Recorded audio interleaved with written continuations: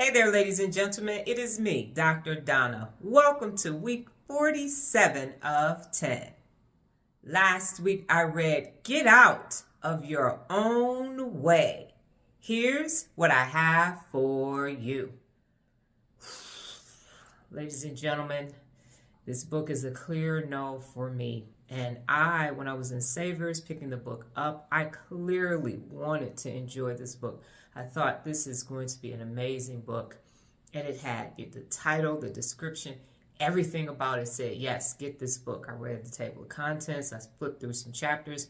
And I thought this would be a great read. I was wrong. And the entire time I was reading the book, I wanted to like the book. I wanted to say, yes, I can recommend this book. And then I asked myself this simple question. Who would I recommend the book to?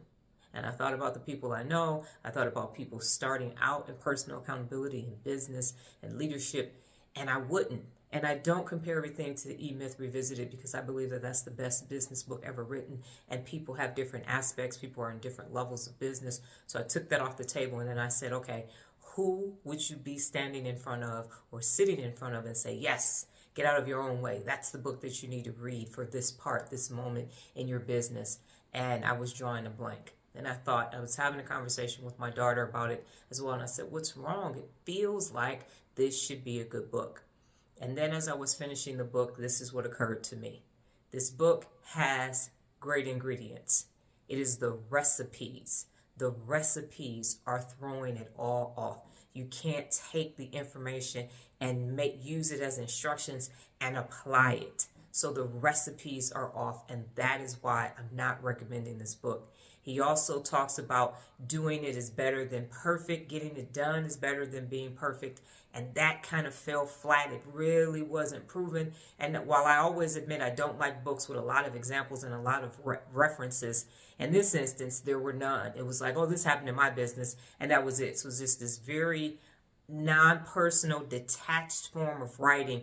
And it I never connected with the material. And when I was writing my book, I was told no tears on the reader, no tears on the writer, no tears on the reader. And it doesn't necessarily mean that you're going to cry when you read my book, but there has to be some type of feeling and engagement from the writer in order for it to connect with the reader. I feel like when he wrote this book, it was to promote a Facebook page and a business and to get speaking engagements. And so, yes, here's my book.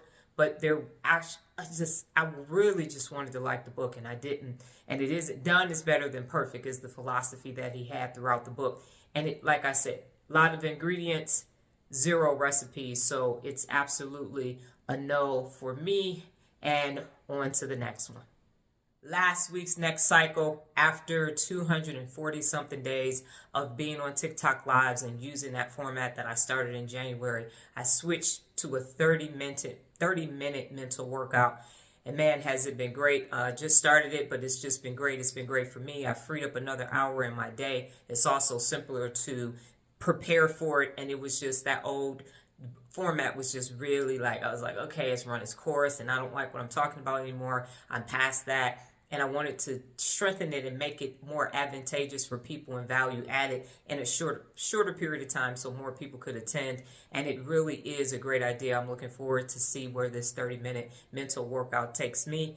Definitely. And the people who have chosen to subscribe and follow, we really are going to have a great time. And so, yes, it was a great next cycle.